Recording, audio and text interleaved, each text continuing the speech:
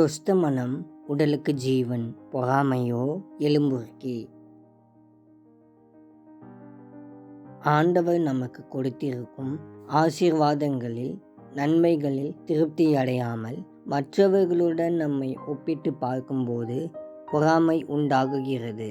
இது கசப்பு மற்றும் பிரிவினையின் பாதையில் நடத்துவதோடு நம்முடைய சமாதானத்தையும் கெடுத்துவிடும். எனவே ஆண்டவருடைய பிள்ளைகளான நாம் அழிவிற்கு நேராக நடத்தும் இந்த பொறாமை என்னும் கெட்ட குணத்திற்கு ஒருபோதும் இடமளிக்க கூடாது.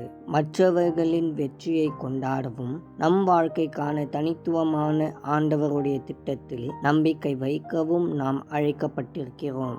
ஆண்டவரை விசுவாசிக்கும் போது, அவர் தந்திருக்கிறவைகளுக்கு நன்றி சொல்லும்போது, அவரை நேசிக்கும் போது பிசாசின் தந்திரமான பொறாமை என்னும் கெட்ட குணத்தை அறவே ஒழித்துவிட முடியும்.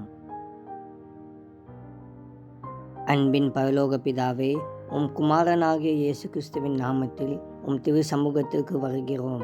இருதயத்தை உண்டாக்கி அவைகளின் செயல்களை எல்லாம் கவனித்தருகிறவரே, இருதயத்தின் எண்ணங்களையும் யோசனைகளையும் வரையறுக்கிறவரே, உமக்கு ஸ்தோத்திரம்.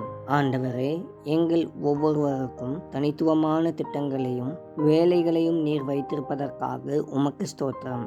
மற்றவர்களை பார்த்து நாங்கள் பொறாமை அடையாமல், எங்களுக்கென்று நீர் தந்திருக்கிற பிரத்யேகமான பொறுப்புகளுக்காக, தாளந்துகளுக்காக, நன்மைகளுக்காக உமக்கு நன்றி சொல்லுகிற ஞானமுள்ள இருதயத்தை தாரும்.